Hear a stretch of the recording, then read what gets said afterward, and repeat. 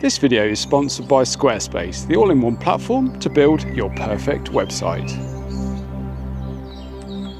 Hello and welcome back to the Lake District National Park on an absolutely beautiful spring morning. So today I'm here with Henry and we're going to be visiting a few different spots today with the hope of capturing some landscape photos. But in today's video, I'll be answering some of your questions. So I recently put out a post on Instagram asking if you guys had any questions, and I had quite a few questions come in. So thank you so much for that. And I'm going to be talking about that in today's video. So I've got quite a few to go through, and hopefully there'll be some takeaways along the way. And later on, we're going to be visiting an amazing spot, a beautiful bluebell woodland, which is in full bloom right now, so I'm really excited about that. And actually we're here at Rydal Water right now, which is looking absolutely fantastic. These spring greens are looking absolutely amazing and the weather is just incredible. So before we get into any photography, let's get into the first question. I'm going to be reading these from my phone just to make things a little bit easier. But the first question is from Nate Harrison. Thank you, Nate. And he says, have you ever scouted a location but decided not to shoot it out of respect for, say, nature or culture, etc.? That's a really interesting question, actually. Back in 2000, we went to Australia and we went out to Uluru or Ayers Rock, and we were on like a guided tour, and the tour was to climb Ayers Rock and obviously take some photos from the top. But when we got there, we realised that the rock is sacred with the Aboriginal people, so we actually decided not to climb it out of respect. So that was one. And another time in the Peak District, actually, I went to visit one of the aeroplane crash sites on, I think it was Howden Moor. I was heading up to Crowstones, I think it was, and I was going to shoot the plane crash wreckage, but when I got there I decided out of respect for the aircrew that lost their lives there not to shoot it. So yeah, a couple of places that spring to mind.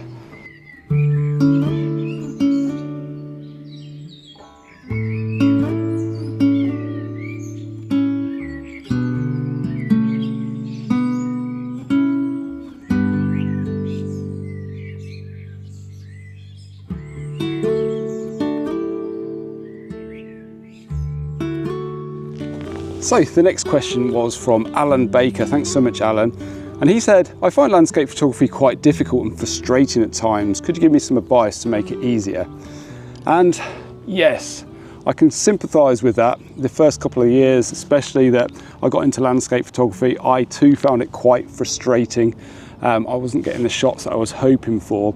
But then I started to realise that landscape photography isn't just about the final outcome, isn't just about the photo, it's about spending time in nature, looking for compositions, scouting different compositions, working out or looking for different areas to shoot and enjoying the time out in the field. That is a massive part of it. I think the actual photo part of things is maybe only 10% of landscape photography. So when I started enjoying the process, I then started enjoying landscape photography and found it way easier and way less frustrating. And because of this, I found myself actually going out more, and because of that I was able to capture more images. So I think it's a bit of a numbers game. The more time you spend out in the field, the more chance you have of capturing some amazing light or some great weather conditions. So yeah, I think it's about the process as opposed to the photo. Having that mindset definitely makes landscape photography easier.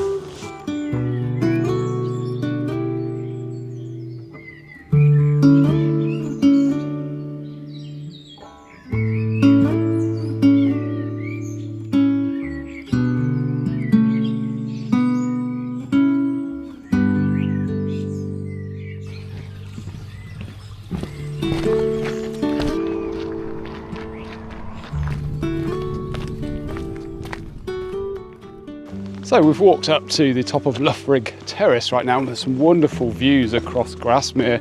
Looks absolutely fantastic, even in this harsh light. Yeah. Anyway, time to get on to another question. A very well-placed bench.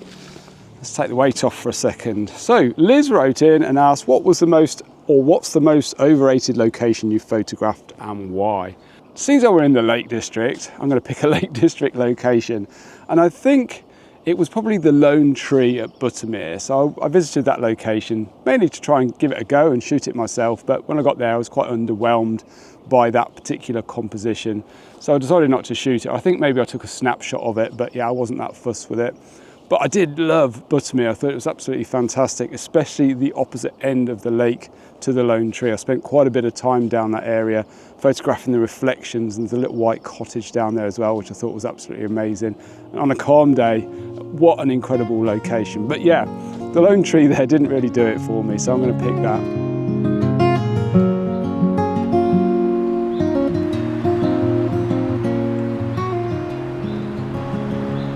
So the walk has been absolutely fantastic today. We've seen so many wonderful places, but we find ourselves now in the Bluebell woodland that I spoke about at the beginning of the video, and it is absolutely beautiful. I'm sure there are some images to be had here, so I'm really looking forward to seeing what I can find this evening. We've got about 2 hours until last light, so yeah, really hopeful of capturing something amazing here. Just absolutely beautiful. So the next question is from Ross, and he says, I would like to start selling prints. Do you have any advice to get started? Prints is quite a tough sell, to be fair. It's something that I think a lot of photographers struggle with. I've tried several different avenues in the past. A good way of doing it, I think, is especially if you live or frequently visit well sort of photographed or maybe a tourist area, is to take some really nice photos of that area and see if you can get some of your prints stocked in some of the local shops. I think it's a great way of selling your work. I know a few people that do that in my local area in Pembrokeshire, and they have some success with that. I think where you've got tourists, you've got people that want to buy something. So yeah, quite often they're looking to, you know, for something to take home as a memory. And I think a print is a great thing for them to buy. So yeah, that's definitely one recommendation. The other, which is the method I use, which is selling my work on my website. So I've got a web page where people can take a look at the gallery, and then if they want to buy a print from the gallery, they just get in touch with me and I'll make a quote for them and go from there. But I think a great way of maybe getting in front of people is creating a blog. So say if you created a blog about a place, people would find that blog on the web, see the photos that you've taken, and then maybe you can offer prints based on that location. That could work really well as well. So I guess this is probably a good time to mention the sponsor of today's video, which is Squarespace, and that's the platform I use to create my website.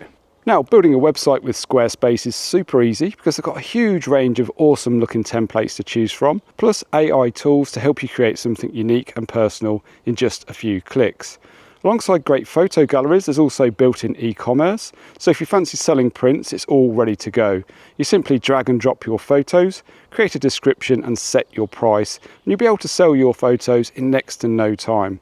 And should you have any questions at all, their award-winning customer service is on hand to help you out. So to set up your very own website, go to squarespace.com for a free trial. And when you're ready to launch, go to squarespace.com/Ian Worth to save 10% off your first purchase of a website or domain. So just look at this. This is absolutely incredible. Bluebells everywhere. Amazing oak trees with beautiful lush green spring leaves. There has to be a photo. I need to find one. I need to pull my finger out, I think. It's been quite difficult today.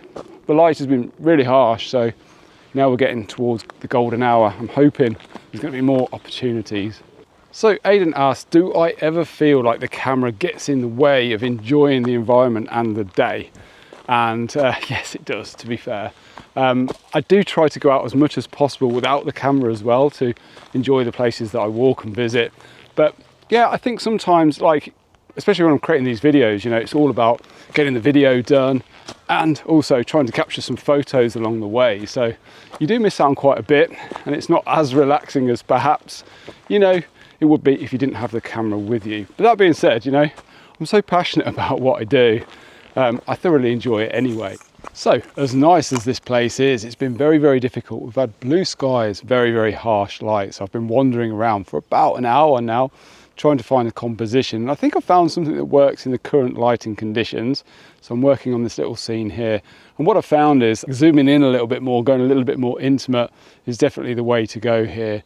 The expansive woodland is very cluttered in the current conditions, very contrasty. So just picking out 2 trees against the hillside here, I think is ideal for the current conditions. Now, ideally, I want a little bit more cloud cover just to diffuse the light just a little bit more to soften the shadows on the trunks. The first trunk on the right-hand side in particular is quite bright at the minute. So I'm just waiting for the right moment. There's some wispy cloud about, and as that sun's setting, hopefully the light will get just a little bit better as well. While we're waiting for the perfect light to hit these tree trunks, let's get on to the next question. So Samira's question is, and thanks Samira for sending in your question, how do you deal with photographing in places where others have already taken iconic shots? You know, it really doesn't bother me going to places that are well photographed, but what I do tend to do is not do too much research beforehand. I don't like to necessarily have my thought process kind of influenced by like other photographs that I've already seen, if that makes sense. So yeah, I prefer to have like a fresh set of eyes, if you will, when I visit a well photographed location, and just try to come up with my own compositions. But I think the one thing is with well photographed spots, quite often there's lots of different compositions in different directions that are equally as beautiful. So yeah, it's definitely something I want to do and I enjoy doing. So the next question is from Leo. Have you ever created a fake photo on purpose or digitally altered something beyond reality? So I definitely don't do that for any of my landscape photos. I do some editing to them. Sometimes I'll do some, I guess, exposure blending or focus stacking or something like that, where I'm blending a few images together. But there'll be images that I've taken all at the same time from that one location. I definitely wouldn't want to bring in a sky from a separate image. Yeah, I definitely don't like to fake my landscape photos.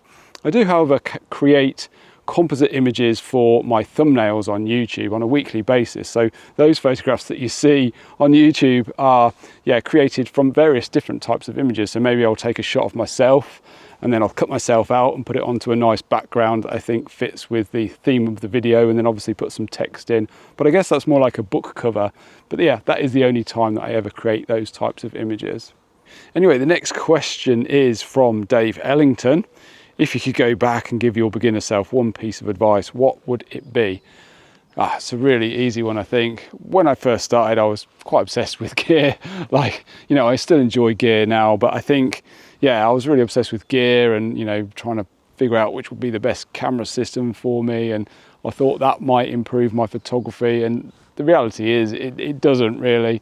And I think just going out as much as possible is definitely the way to go. Even if it's just with your phone, practicing composition, looking at the landscape, seeing how the light interacts with it. They're definitely the most sort of valuable pieces of, advice I could give, really. Just spending time in nature and observing and enjoying your photography and enjoying the process.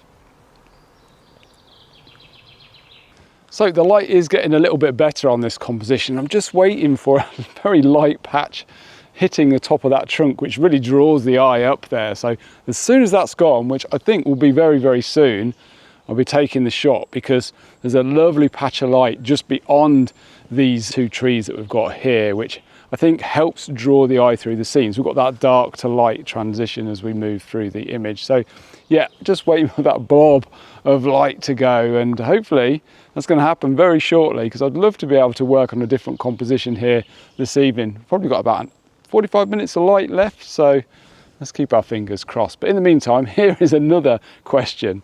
So the next one is from Brian Smith. Thanks, Brian, for sending in your question. Have you ever been seriously lost while location scouting or out on a photo shoot?